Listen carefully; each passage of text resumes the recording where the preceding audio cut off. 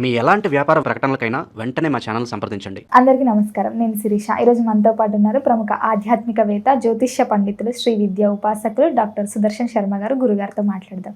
గురుగారు నమస్కారం. నమస్కారం అమ్మా. గురుగారు, ఈ నవంబర్ మాసంలో ముఖ్యంగా కుంభరాశి వారికి ఎలా ఉండబోతుంది అంటారు? కుంభరాశి వారి గురించి తెలుసుకోబోయే ముందు కాస్త ఆధ్యాత్మికంగా దైవ ప్రార్థన చేసుకుందాం అమ్మా. ఔదుంబర కల్పవృక్షస్య కామధేను సంగమ చింతామణి గురోపాదో దుర్లభో భువనత్రయో వాగర్ధావివ సమృద్ధో వాగర్ధ ప్రతిపత్తయే జగత పితరం వందే పార్వతీ పరమేశ్వరో.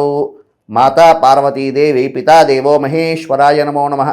శ్రీ మహాగణాధిపతయ నమః. శ్రీ గురు దత్తాత్రేయ సద్గురుభ్యో నమో నమః. అస్మత్పితు చరణారవిందాభ్యో నమో నమః. ప్రధానంగా కుంభరాశి వారి గోచార ఫలితాలు చెప్పుకోబోయే ముందు ఒక ముఖ్య విషయం తల్లి. ఈ యొక్క మానవ జీవనంలో గోచారం అనేది 30% ఫలితాలు ఇస్తాయి తల్లి.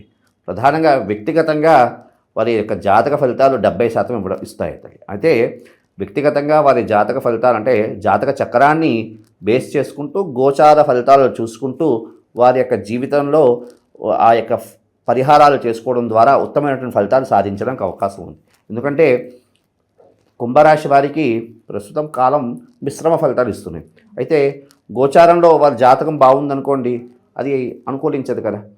అయితే జాతకంలో గురువుగారేమో మిశ్రమ ఫలితాలు ఇస్తున్నారు అని గురువుగారు చెప్తున్నారు. జాతకంలో బాగుంటే అది ఎలాగవుతుంది? కాబట్టి జాతకంలో గ్రహాలని లగ్నరీత్యా జాతకరీత్యా గ్రహాన్ని బేస్ చేసుకుంటూ గోచారాన్ని కూడా చూసుకుంటూ ఫలితాలు అనేది ఆస్వాదించడం ద్వారా ఉత్తమమైనటువంటి ఫలితాలు మనకి సాధించడానికి అవకాశం అయితే ఉంటుంది. అయితే ప్రధానంగా ఈ కుంభరాశి వారు యొక్క గోచార ఫలితాలు చెప్పుకోబోయే ముందు ఏ రాశి వారు ఏ నక్షత్రం వారు రిపీట్. ప్రధానంగా ఈ యొక్క కుంభరాశి వారు యొక్క గోచార ఫలితాలు తెలుసుకోబోయే ముందు ఏ నక్షత్రం వారి కుంభరాశి వారికి సంబంధించిన వారి విషయం గురించి తెలుసుకుందాం. ప్రధానంగా ధనిష్ట 3-4 పాదాలు, అదేవిధంగా శతభిష నక్షత్రం 1, 2, 3, 4 పాదాలు, అదేవిధంగా పూర్వాభాద్ర నక్షత్రం 1, 2, 3 పాదాల వారు ఈ యొక్క కుంభరాశికి సంబంధించిన వారు అవుతారమ్మా. అయితే ప్రధానంగా తీసుకుంటే కుంభరాశి వారి యొక్క గ్రహగతులు ఏ విధంగా ఉన్నాయి అంటే గోచారంలో గ్రహగతులు ఏ విధంగా ఉన్నాయి అనే విషయం గురించి చూసుకుంటే ప్రధానంగా లగ్నంలో రాహు, ద్వితీయమందు శని అంటే కుంభరాశిలోనే రాహు, ద్వితీయమందు మీనంలో శని, అదేవిధంగా సప్తమంలో కేతు, అదేవిధంగా భాగ్యమందు శుక్రుడు, అదేవిధంగా రవి, అదేవిధంగా దశమస్థానమందు కుజుడు, బుధుడు. అమ్మ ఈ యొక్క గ్రహగతులని చూసుకుని ఉంటే యొక్క కుంభరాశి వారికి మిశ్రమ ఫలితాలు సూచిస్తున్నాయమ్మా. అయితే ప్రధానంగా తీసుకుంటే జాతకరీత్యా గోచారరీత్యా వారి ఫలితాలను చూసుకుంటే దాన్ని బట్టి వెళ్ళాలి. కానీ ప్రధానంగా గోచారంలో అయితే మాత్రం మిశ్రమ ఫలితాలు సూచిస్తున్నాయమ్మా. ప్రధానంగా భాగ్యమందు శుక్రుడు కాస్త బాగున్నాడు కాబట్టి ఆ యొక్క శుక్రగ్రహం ఒకటే అనుకూలిస్తున్నది అని చెప్పుకోవచ్చమ్మా. మిగతా గ్రహాలు అంతంత మాత్రాన్ని ఫలితాలు అనేది ఇస్తున్నాయి తల్లి. ఉద్యోగం చేసేవారికి ఎలా ఉండబోతుందంట? ఉద్యోగంలో ఉన్నవారికి ప్రధానంగా చాలా కష్టకాలం అని చెప్పుకోవచ్చమ్మా. ఎందుకు అంటే అంత అనుకూలంగా లేదు. ఎందుకంటే దశమస్థానమందు దాని ఏమంటారు కుజుడు ఫలితాలు, అదేవిధంగా బుధుడు కూడా వక్రిస్తున్నాడు. ప్రస్తుత కాలంలో రాబోయే కాలం బుధుడు యొక్క వక్రగతి కూడా ఉంది.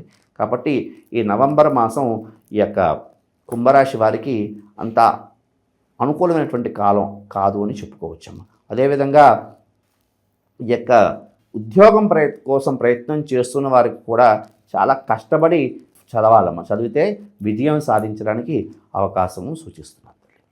అలాగే గురుగారు, ఈ మాసంలో ముఖ్యంగా కుంభరాశి వారి అయిన విద్యార్థులకు ఎలా ఉండబోతుందంటారు? ప్రధానంగా కుంభరాశి వారి యొక్క విద్యార్థులు చాలా కష్టపడాలమ్మా. ఎందుకు అంటే వీరికి ఏలినాటి శని ప్రభావం అనేది సూచిస్తున్నది తల్లి. అది కాకుండా జన్మ రాహు, సప్తమ కేతువు. దీనివల్ల ఒక రకంగా ఇది కాలసర్పదోష ఫలితాలు కూడా ఇస్తూ ఉంటుంది. ఈ యొక్క సర్పదోషం వల్ల విద్యార్థులు మైండ్ డైవర్ట్ అవ్వడానికి అవకాశం అనేది ఉంది. కాబట్టి వీళ్ళు చాలా శ్రద్ధగా చదవడం ద్వారా కాన్ఫిడెన్స్తో కాకుండా, అంటే కాన్ఫిడెన్స్ ఉండాలి కానీ ఓవర్ కాన్ఫిడెన్స్ పెట్టుకుని చదవడం కాకుండా కాన్ఫిడెంట్గా చదివి కాన్సన్ట్రేషన్ పెట్టి చదవడం ద్వారా ఆ ఓవర్ కాన్ఫిడెన్స్ తగ్గించుకుంటూ కాన్ఫిడెంట్తో చదువుతూ కాన్సన్ట్రేషన్ పెట్టి చదవడం ద్వారా ఉత్తమమైనటువంటి ఫలితాలు సిద్ధించడానికి అవకాశం అయితే ఉంది తల్లి. అలాగే గురుగారు ఈ మాసంలో ముఖ్యంగా ఉద్యోగ యోగం ఉందంటారా ఎవరికైనా?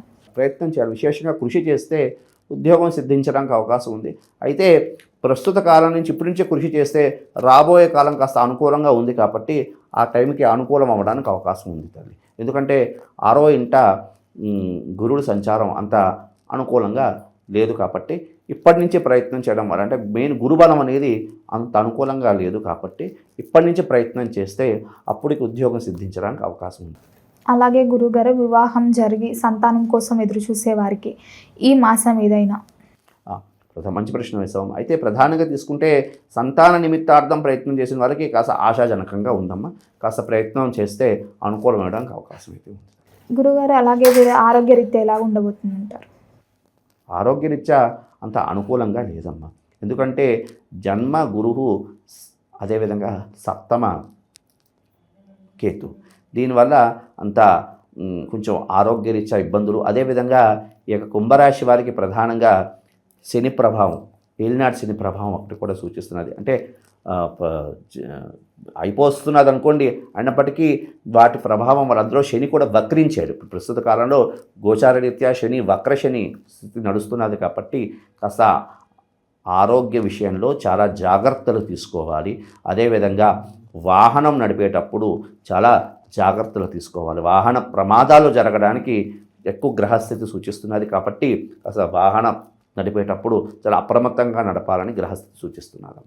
అలాగే గురుగారు వివాహం జరగని వాళ్ళు, ఎప్పటి నుంచో వివాహం కోసం ఎదురు చూస్తున్న వారికి ఈ మాసంలో ఏదైనా అనుకూలత ఉంటుందంటారా?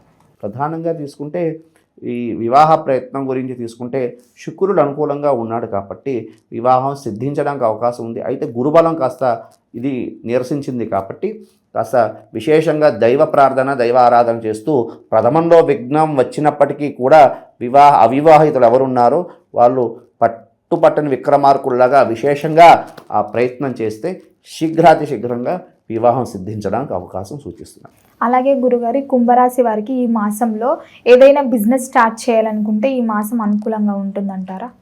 ప్రధానంగా తీసుకుంటే ఇప్పటి నుంచి ప్రయత్నం చేస్తే అప్పటికి అనుకూలం కావడానికి అవకాశం ఉంటుందమ్మా. అయితే ఎందుకంటే గ్రహస్థితి అంత అనుకూలంగా లేదు కాబట్టి కాస్త విశేషంగా ప్రయత్నాలు చేసుకుంటే ఆ సమయానికి సిద్ధించడానికి అవకాశం ఉంది. గురుగారు మొత్తం మీద ఈ మాసం అంతా ఈ రాశి వారు ఏ దైవాన్ని పూజించాలంటారు, ఎలాంటి పరిహారాలు చేయాలంటారు, అలాగే నిత్యం ఏ శ్లోకం జపిస్తే మంచిదంటారు? ప్రధానంగా ఈ యొక్క కుంభరాశి వారు సర్ప సంబంధమైనటువంటి దోషాల నుండి ఉపశమనం కలగడానికి, రాహుకేతు సంబంధమైనటువంటి దోషాలను ఉపశమనం కలగడానికి ఎక్కడ నాగేంద్రుడు ఉంటాడో అక్కడ నాగేంద్రుడు దీని శిలల వద్దకు వెళ్ళి విశేషంగా ఆవు పాలతో అభిషేకం చేయడం, అదేవిధంగా విశేషమైనటువంటి గంధంతో స్వామివారికి అభిషేకం చేయడం ద్వారా ఉత్తమమైనటువంటి ఫలితాలు కలగడానికి అవకాశం ఉంది. అవకాశం ఉన్నవారు వీలైతే నాగశాంతి చేయించుకోవడం ద్వారా ఉత్తమమైనటువంటి ఫలితాలు కలగడానికి అవకాశం ఉంటుందమ్మా. అదేవిధంగా ప్రధానంగా తీసుకుంటే ఈ యొక్క రాహుకేతువులు సంబంధించి జపాదులు చేయించి బ్రాహ్మణులకి ఉలవలు అదేవిధంగా మినుగులు దానం చేయడం ద్వారా ఉత్తమమైనటువంటి ఫలితాలు కలగడానికి అవకాశం ఉంది. ఇంకా వీలైన అవకాశం ఉన్నవారు ప్రతి శనివారం శనేశ్వరుడికి తైలాభిషేకం చేయించుకోవడం ద్వారా ఆ యొక్క శనేశ్వరుడి యొక్క సంబంధమైనటువంటి ప్రమాదాలు, అదేవిధంగా అంటే శనేశ్వరుడు పెట్టినటువంటి బాధలు ఏమున్నాయో ఆ గ్రహానికి సంబంధించినటువంటి నెగిటివ్ ఏముందో అదంతా కూడా ఉపశమనం కలిగి వారు శని సంబంధమైనటువంటి దోషాల నుండి నివృత్తి జరగడానికి అవకాశం అయితే ఉంటుంది. గురుగారు మొత్తం మీద ఈ నవంబర్ మాసంలో కుంభరాశి వారికి ఎలా ఉండబోతుంది, ఏ దైవాన్ని ప్రార్థించాలి, ఎలాంటి పరిహారాలు చేసుకోవాలో తెలియజేసినందుకు ధన్యవాదాలు. శుభమస్తు తల్లి.